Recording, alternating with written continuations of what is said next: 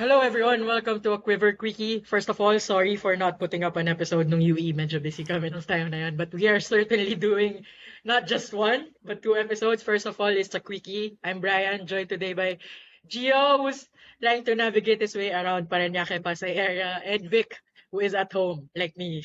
So, hi guys, kamusta? Kamusta ang De blood ano, pressure? medyo okay na nasa bahay tayo kasi kung lahat tayo nasa venue, walang makakarinig sa atin ng paliwanag ng referee eh. Kasi I think that was the meat of everything eh. If you're watching at home, hindi mo may intindihan kung ano yung nangyari. But if you're watching on TV, medyo yun, we were able to capture yung mga paliwanag ng referee during that last point nung fifth set which gave us the match and the sweep ng elimination round. Yeah, more on that syempre later in our main Yep. episode. If you are watching this on a Sunday evening, that will come out tomorrow. Sa akin, ang iniisip ko is, buti hindi na sayang laro ni Shane Reterta. I think many people were looking for her in some of the games and may mga ibang nawala today. But I love it that we didn't waste Shane's effort and that's a good game for her. Alam mo yun, ito yung sinasabi natin sa team eh. Minsan di mo lang alam kung sino yung tatlo. But it was good that we had steady contributors.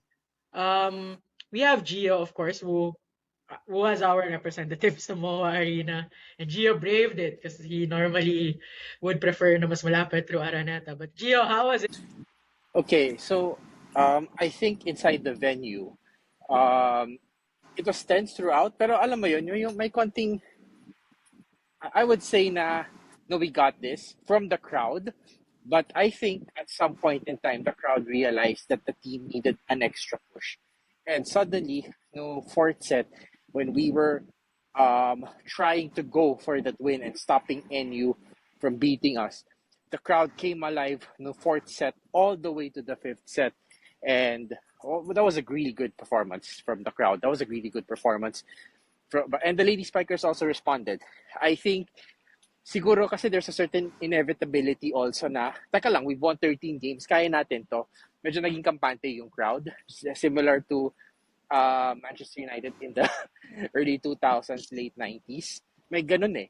Pero now, when we needed it the most, the crowd showed up. And that's when I think the girls took it in and said, sige, game, let's go. And, win this fifth set. And it was close, huh?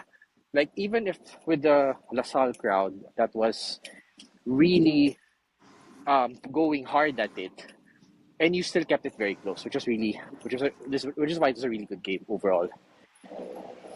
I think it showed to us na these two teams are championship tested and sila nga yung nagdi-dispute in three of the last four series, diba? So I think they've shown that even when players are changing, it's how the team is preparing the next generation of players, of recruits to deal with that. And it was a good exposure for our team eh. Lalo yung mga bata. I didn't mind that second set na nagpapalaro na si Coach Ramil ng mga bata para hindi rin sila manibago. Now, in the finals, of course, I mean, even in that prospect na baka matalo tayo, na hindi sila manibago kung Final Four. Kasi alam naman natin here in this discussion, tayong tatlo and the people in the know who watch the games time and again, iba yung atmosphere talaga pag playoffs eh. You can win the first 10, 11, 12 games with no pressure and then suddenly parang pressure cooker na lahat ng games after that. So it was a good exposure. Ako, yeah, even if we lost, of course,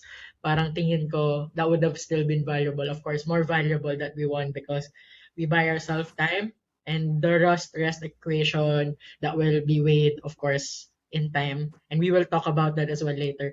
So maybe final remarks before we end the quickie. Start natin kay Gio kasi baka malapit na siya makarating ng Parkal.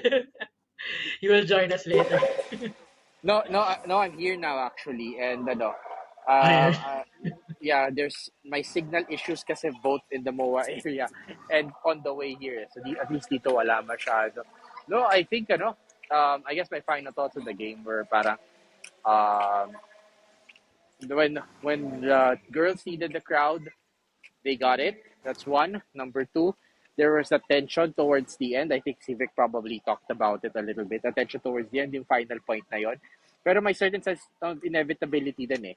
Like when they saw Angel prematurely celebrating, medyo alam na natin na ng crowd na ano na eh, na it was our point eh. I think it was just that, and everyone maybe kind of knew it was really just a technical interpretation na lang. Yeah. And Yep. oo, it was just there na lang. So nag-aabang na lang tayo dun eh. And I think lastly, when Roterta played so well, I think 21 points, and you saw how she stepped up while everyone else was struggling. And that's exactly what you need going into the final four. Eh. Or in our case, the finals. That's exactly what you need. Eh. Those type are all our players stepping up. And what I really liked as well is that the bench also came to play. Eh. We rotated the liberos a lot. We gave a couple of guys kind of short, quick rest. And once the postseason starts for the Lady Spikers, that's something we'll really need. But overall, Yeah. the atmosphere was really good. If there's anything I'd wish, na sana from the first set onwards, ganun na yung atmosphere. Yun na lang siguro yung pinaka-wish ko. Yeah, maybe the fans watching this or listening this will hear that and pick that energy up. Ako naliw ako eh, nag-rotate pa tayo sa NU eh, hindi sa Ateneo eh. Kasi sa Ateneo parang hindi na naglaro yung mga tao. De, Parang, yan yung surprise eh. Sa inyo tayo magro-rotate. Yan yung surprise. how about you, Vic? Any last remarks for this quickie? We passed a very, very good test that will help us prepare sa finals. Kasi Angel and Chev were really defended really well by NU in this game. And we were still able to pull off the win. I think that's the key takeaway for me. And you will hear this from me sa main episode pa rin later, but ako yun yung pinaka takeaway ko rito. That's why I love this win. We passed a very, very good test, very, very hard test against NU tonight, and we won. Kaya super happy. Yeah, absolutely well said. So let's leave it at that. We'll still record the main episode. If you check our Instagram stories, I put up there a question. Finals bound but not flawless. What should the LSU fix? Comment down there. We'll mention some of the responses. So see you there. Maybe around 10 p.m., 11 p.m. mag-submit na kayo kasi baka nag-record na kami by that time.